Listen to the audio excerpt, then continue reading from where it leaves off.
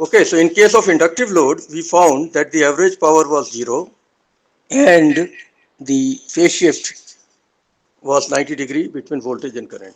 The current actually lagged the voltage by 90 degrees. Yeah, it's better now.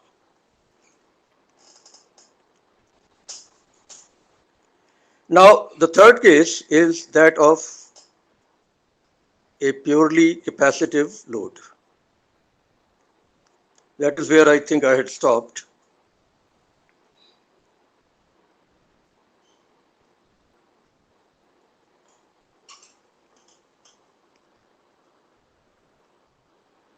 Yeah. In this case also, we repeat the same procedure. We write the instantaneous voltage as equation 1,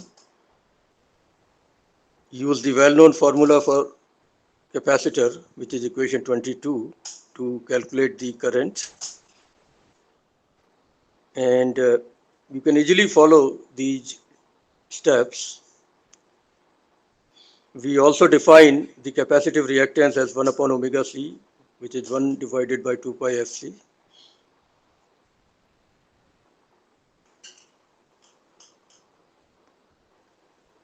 And then we found that in this case, the current led the voltage by 90 degrees.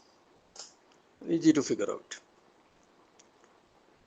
And average power turned out to be 0 in this case also, like it was in case of a purely inductive load. Okay, so now in real life, the loads will be a lot more complicated than these ideal things that we have considered so far. What will happen is that load, let's say it's a motor or some equipment in the workshop, will be approximately represented by a combination of resistors, inductors, and capacitors. In that case also, we can repeat the exercise that we have done for idealized cases, but unfortunately, the equations become a lot more complicated. You get differential coefficients as well as integrals, etc., etc.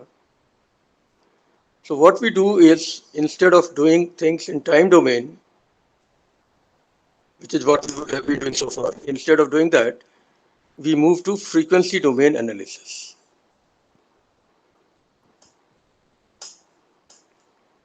And this is what actually we will be doing for the rest of the course. Time domain analysis will not be used a lot unless specifically demanded for. In frequency domain analysis, we use a concept called phasor. That means a time varying signal is represented by a complex number. And then, as a result of this transformation, we see that differential equations and integral equations disappear and are instead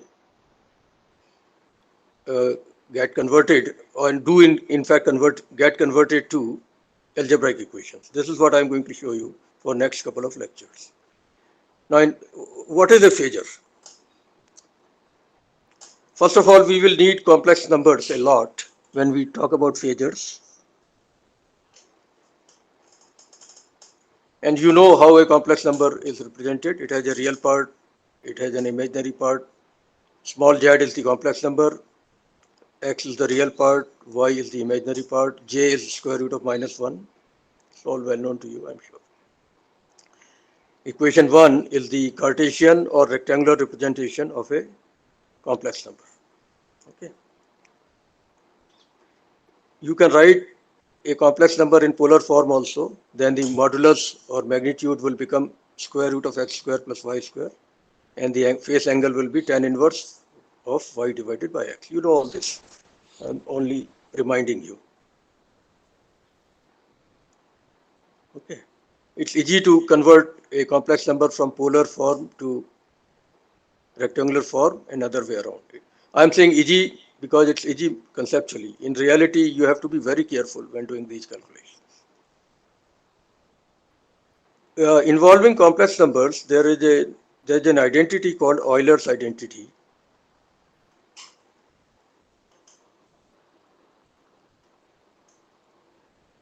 E to the power j theta equal to cos theta plus j sin theta, where theta is any arbitrary real number.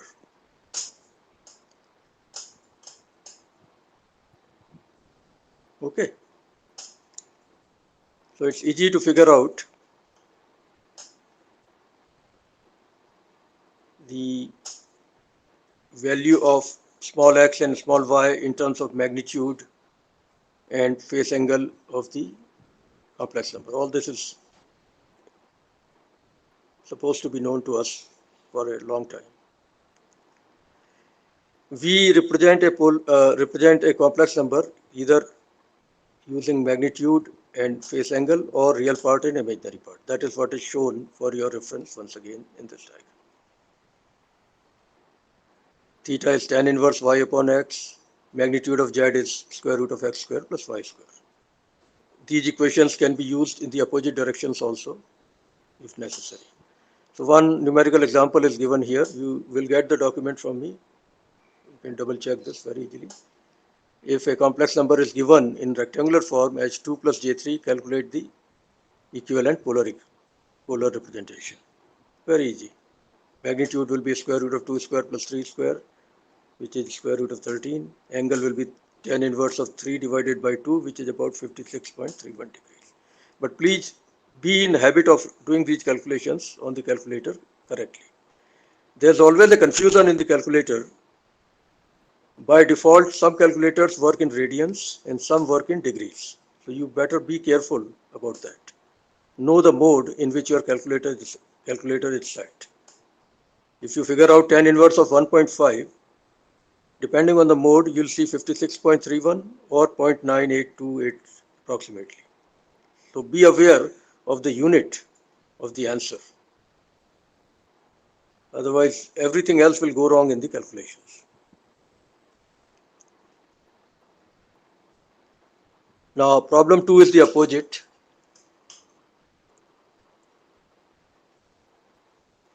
Where the polar form is given and you are supposed to calculate the rectangular equivalent. It's easy again. 3 is the magnitude, so real part will be 3 cosine of 62 degrees. Imaginary part will be 3 sine of 62 degrees. The answers are given here. Some more examples. A special case is when the angle of the complex number is 45 degrees. In that case, the real part and imaginary part are equal. That's shown here.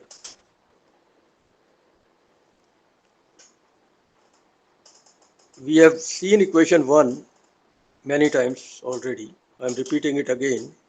It is the most generalized form in which an AC voltage is written, assuming it's a periodic voltage. Now, phasor converts this time domain signal into frequency domain. How do we do that?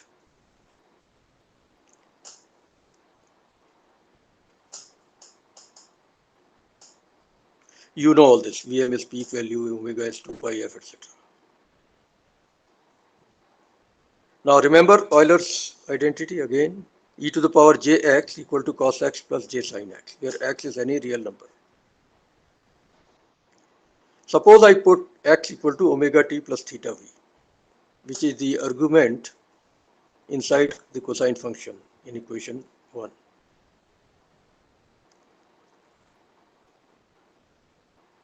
Then what do I get? Cosine of omega t plus theta v will be a real part of e to the power j omega t plus theta v, right? If I use Euler's identity with x equal to omega t plus theta v.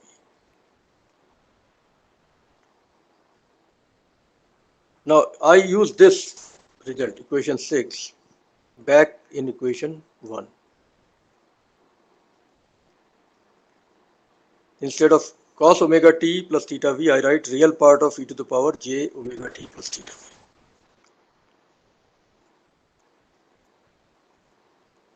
So the instantaneous voltage is now represented as equation 7.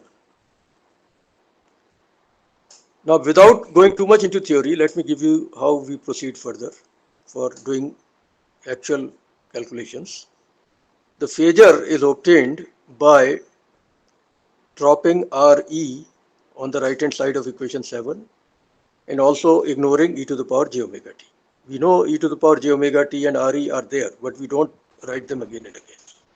The phasor is simply Vm e to the power j theta v. The phasor of a small v is Vm e to the power j theta v. That's how you write the phasor. Nowadays, in many books, you'll find that instead of Vm, they are using Vrms for defining phasors. But we will stick to the classic method where we use peak value Vm to define the phasor of small v. So phasor of small v is Vm e to the power j theta v, as simple as that. The phasor of small v is obtained by dropping Re and e to the power j omega t from the right hand side of equation 7. That's it. The phasor is represented by a capital letter, yeah. The phasor is not written by small letters, it's represented by capital letter, capital V. So the phasor for small v given by equation 7 is given by capital V in equation 8.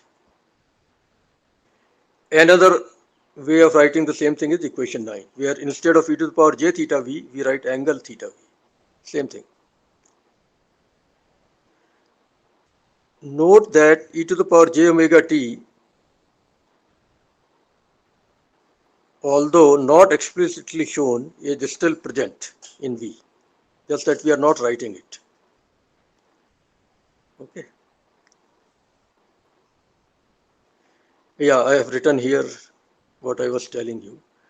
The voltage phasor is measured in volts. Of course, the unit of phasor is the same as the unit of voltage in time domain. In many books nowadays, the phasor of an AC voltage is written as Vrms e to the power j theta v. But we will not do that. We will stick to Vm rather than Vrms. For current also, a similar thing can be done. If this is the general formula for small I, the phasor is simply Im e to the power j theta I.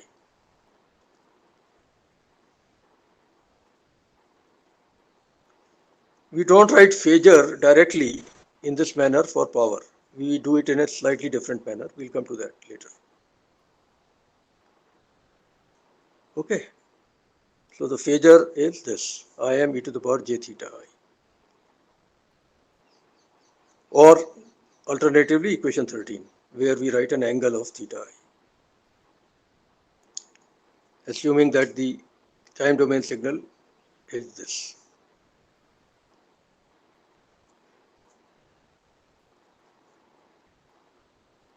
Now, some practice examples given here.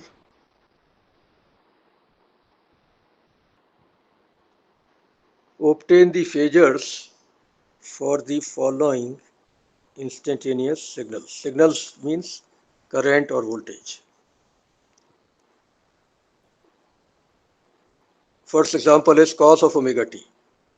So phase angle is 0 and magnitude peak value is 1. So phasor would be simply 1 e to the power j0 volts. Let's see the answer. Yeah, that's the answer. 1 e to the power j0.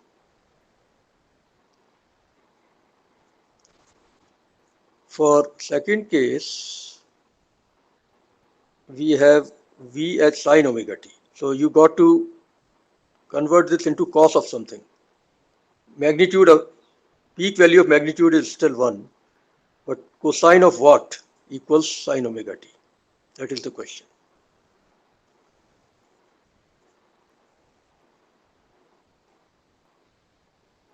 So cos of omega t minus pi by 2 is sine omega t.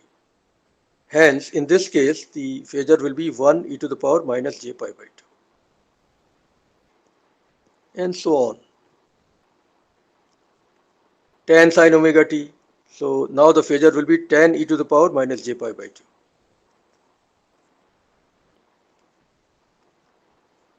Try practicing these calculations.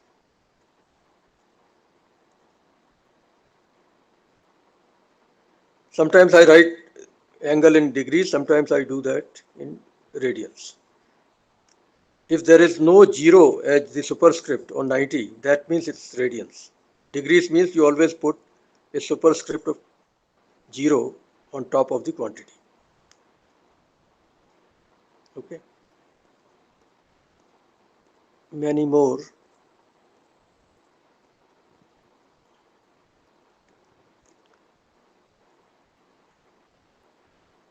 Minus tan cos omega t. This is a current signal.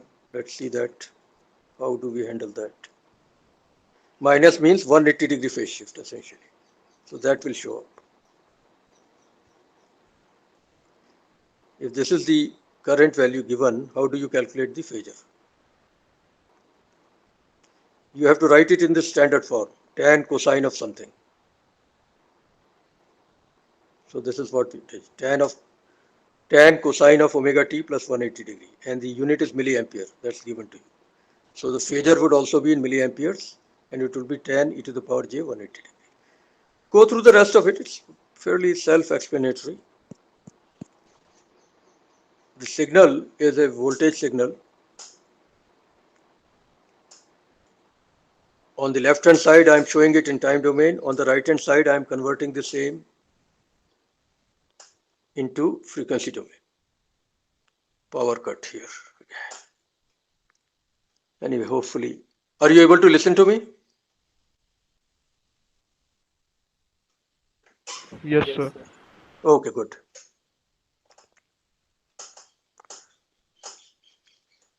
Okay, so time domain problem is on the left side. Equivalent phasor domain representation is on the right hand side. Now in phasor domain also, Ohm's law does apply. Phasor of voltage divided by resistance equal to phasor of current. Okay. And power consumed, we have already shown in time domain is Vrms into Irms. That much we know from time domain analysis. Now in frequency domain, I have not written it too much in detail, but basically phasor capital V is Vm e to the power j theta V. You know this already. I did not write it here explicitly on the diagram. Small v is Vm cos omega t plus theta V. So capital V will be Vm e to the power j theta V. And current would be Vm e to the power j theta V divided by R. Okay. Now, another twist that comes in now is how to calculate power. We actually use a very interesting concept called complex power, which is purely mathematical, by the way. We define complex power. First of all, we represent complex power by a symbol capital S. And assuming that we are using peak values in defining phasors, we write the complex power, or in fact, we define complex power as shown in equation 4. 1 by 2 V phasor multiplied by complex conjugate of I phasor. The star on I means complex conjugate. X plus jy has a complex conjugate of x minus jy. You know that, right? This is how complex power is defined. And it will have a real part and imaginary part in general. V is phasor representation of the applied voltage. I is the phasor representation of the current produced. You take the complex conjugate of I, you maintain V as it is, multiply the two, divide by 2, you will get the complex power. Now V is obviously Vm e to the power j theta V, I is V upon R, So Vm divided by R multiplied by e to the power j theta V. I'm going to define Vm divided by R as Im. So formula for I is Im e to the power j theta I. In this case, theta V and theta I are equal anyway. We have seen that in time domain also. So to calculate the complex power, now we use equation 5 and equation 7 in the definition 4.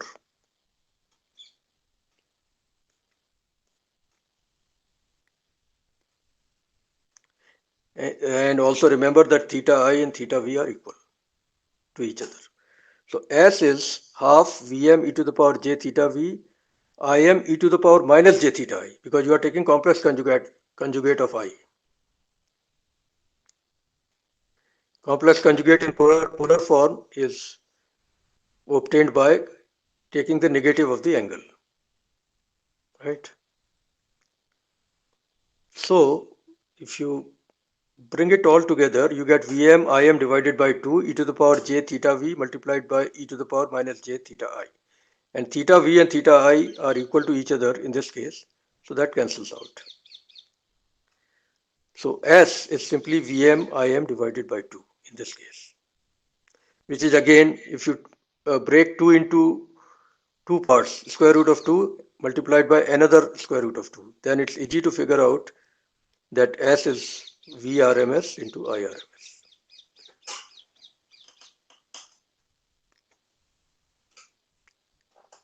Okay. The units for S in general are different, but here it is purely real, so it will still be measured in watts. Units for S in this particular case are watts. So power is back finally. We talk about power systems and see in real life how they function. They fail quite often. Okay, problem 1.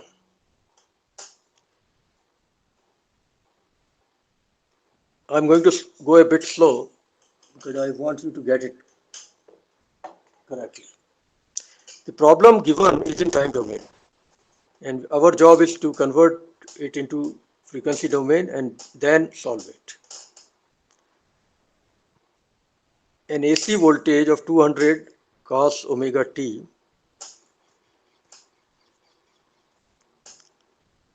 volts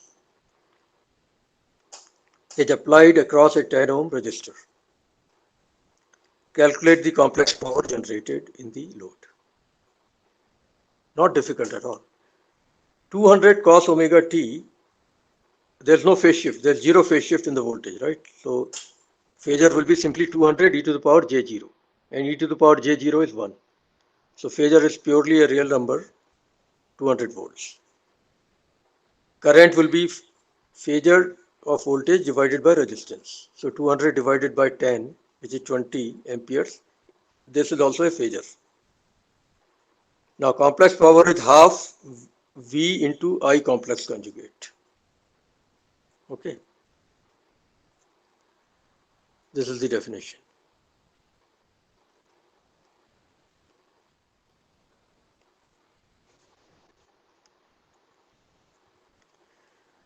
But I happens to be real. So complex conjugate is same as the I value itself. So half into 200 into 20, that is the complex power in watts. Answer is 2 kilowatt. Or you could have directly done it as Vrms into Irms. So 200 divided by square root of 2 multiplied by 20 divided by square root of 2, that also would give you the same answer. Magnitude of S is known as apparent power. I'll come to that a little bit later. Now, second case, a purely inductive load in frequency domain. What do you do about it? Again, left side actually is the phasor representation, and right hand side is the time domain representation. Now, remember that time dependence in I and V is e to the power j omega t type, although we are not mentioning it again and again when writing phasors. So if I use this well-known equation in time domain for inductance, V equal to L di by dt, d by dt of e to the power j omega t will give you j omega multiplied by e to the power j omega t. D by dt of e to the power j omega t is j omega multiplied by e to the power j omega t. So equation 12 in phasor domain will become V equal to j omega L into I, where both V and I are phasors. And omega L, we have already seen, is defined as the reactance of the inductance, XL. So V is JXL into I in frequency domain.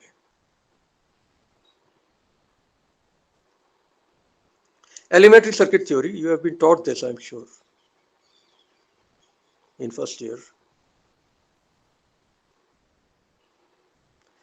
No differential equations are involved here, In phasor domain, everything is purely algebraic.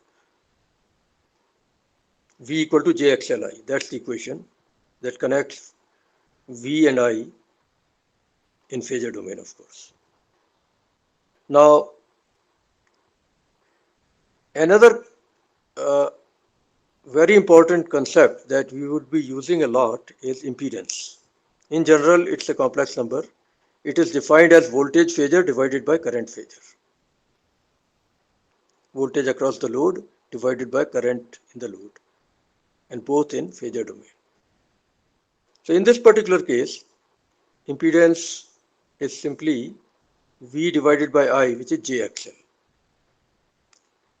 Impedance also has the unit ohm. It's a purely imaginary number in this case.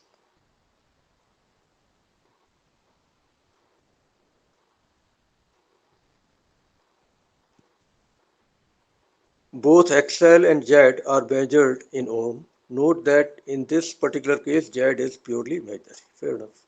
Now complex power. This is how we define it. S equal to half into V into I complex conjugate. Now in this particular case, I is V divided by Z. So let's use that. Half V into V complex conjugate divided by Z complex conjugate. Because I complex conjugate means V complex conjugate divided by Z complex conjugate. Now V into V complex conjugate means magnitude of V square. So this is the formula for complex power in this case. Magnitude of V square divided by 2 Z complex conjugate.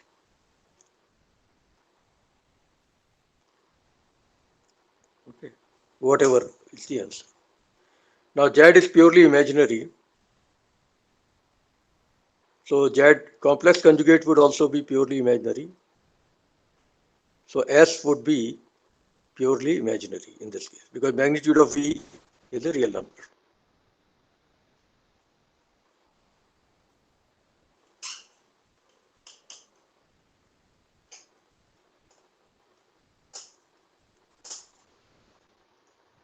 In the third case, where we have a purely capacitive load,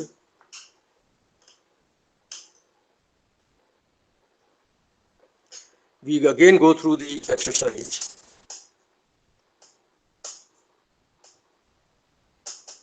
This time around, the equation that connects I and V in time domain is equation 21. Because of the e to the power j omega t type of time dependence in small v, d by dt will give you j omega multiplied by e to the power j omega t. And e to the power j omega t is always ignored. It's there, but we don't write it. So derivative will simply represent a multiplication factor of j omega. As a result, the current in phasor domain will be given by equation 22, where V is the phasor of the applied voltage. Okay, Now we define the reactance again. In fact, we have already defined it as 1 upon omega c. So I, actually V is I divided by j omega c,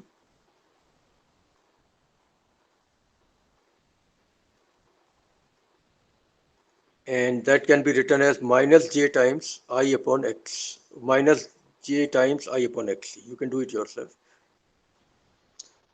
You can use equation 23 and equation 22 to write a better formula for V in terms of I. V upon I is the impedance of the circuit, which is 1 upon j omega c in this case. Now complex power again, let's see what happens. It's the same formula that we got for purely inductive case. It is also giving us a purely imaginary value for complex power. Now let's get a bit real. Let's say the load is approximately represented by a series RLC circuit. This is where the beauty of phasor domain approach actually shows up. No need to write complicated differential and integral equations. Instead, you simply take the impedance of each of the component in the load and sum them up. First of all, applied voltage is given by equation 27. You know it very well how we arrive at that. And the resulting current in general will be represented by equation 28, where theta v and theta I in general may not be equal. In particular cases, they may be, or they may have 90-degree phase shift also, depending on the load. But in this case, let's assume that they are not necessarily equal to each other. So what happens? The simple technique is write the total impedance. It's a series circuit, so impedance of each of the component is calculated and summed up to get the total impedance. Impedance of the resistance is simply capital R. Impedance of the inductor is JXL. Impedance of the capacitor is minus JXC. Sum them up, you get the total impedance.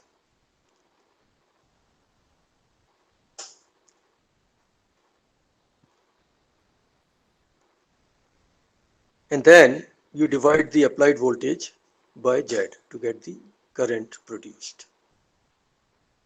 First of all, if you look at Z more carefully, equation 29 is representing Z in rectangular form. We can always convert it into polar form, like I'm showing in equation 24. The magnitude of Z will be simply real part square plus imaginary part square and square root of the whole thing. Real part is R. Imaginary part, if you take J out, is XL minus XC. So R square plus, and XL is omega L, XC is 1 upon omega C. So I'm writing all that.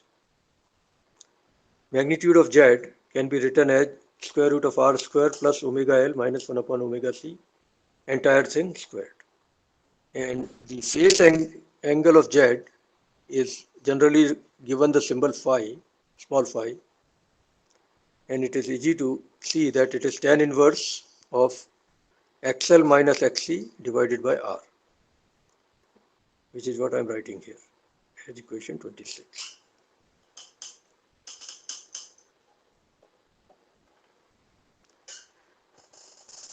Now, one thing is clear, that V equal to Zi formula, where Z is a complex number, will ensure that theta v and theta I are not equal to each other, nor they'll have 90-degree phase shift between them. It will be something different. Let's see. First of all, let's look at complex power.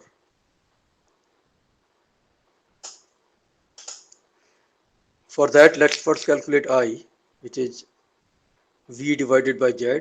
So Vm e to the power j theta V divided by Z in polar form, which is given right here. Okay, you can, for a given problem, you can calculate magnitude of Z as well as the phase angle of Z, as long as frequency is given to you and R, L, and C are given to you.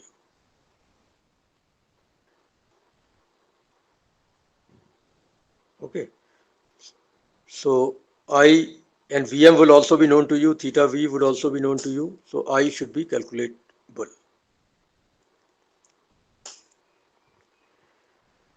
Now, one thing you will see, if you see equation 27 right hand side carefully, that the phase angle of I is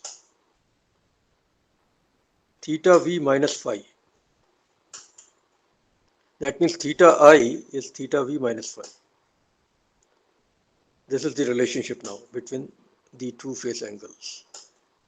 One for current, the other for voltage. Power cut again. Fine. Anyway, we are almost. Now complex power, I have done the derivation. We'll continue next time. Vm Im divided by 2 e to the power j theta V minus theta I. You can easily use this basic definition for S, half V I complex conjugate, to figure out this answer. And theta V minus theta I is phi. So complex power turns out to be Vm Im divided by 2 and the entire thing multiplied by e to the power j phi, which is very easily written as Vrms I RMS. Sorry, I RMS it should be. I have missed S there. Vrms I RMS e to the power j phi. That means the nature of load will determine the phase angle of S. Now, complex power will have a real part as well as an imaginary part. The real part is same as the consumed power that we saw in time domain, but imaginary part is reflecting the fact that there is pulsating power in time domain. Imaginary part is known as reactive power. Real part of S is known as active power or consumed power. The imaginary part is given the symbol capital Q. Real part, as usual, is given the symbol capital P. And it's easy to see that capital P is Vrms IRMS cos phi and capital Q is Vrms IRMS sin phi. The unit for P is watts, but unit for Q, because it's a reactive power, is defined as VAR, capital V, capital A, capital R together, volt ampere reactive. Calculations don't change, but you don't write watt for Q. You always write VAR. And for S, you always write VA. Okay. P is known as active power, consumed power, etc. Q is known as reactive power. P is measured in watts. Q is measured. I'm stopping in a minute. Okay. P is measured in watts. Q is measured in volt ampere reactive. That is VAR. And S is measured in volt ampere. Cos phi is known as power factor of the circuit. Its value ranges from 0 to 1. The best is when cos phi is 1. Then you get maximum P. Okay. So power factor is cos phi. Cosine of the load angle. Load angle means phi. The angle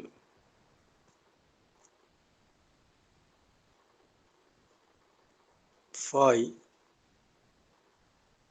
here. This is called load angle. Cosine of that angle is known as power factor of the load. Okay.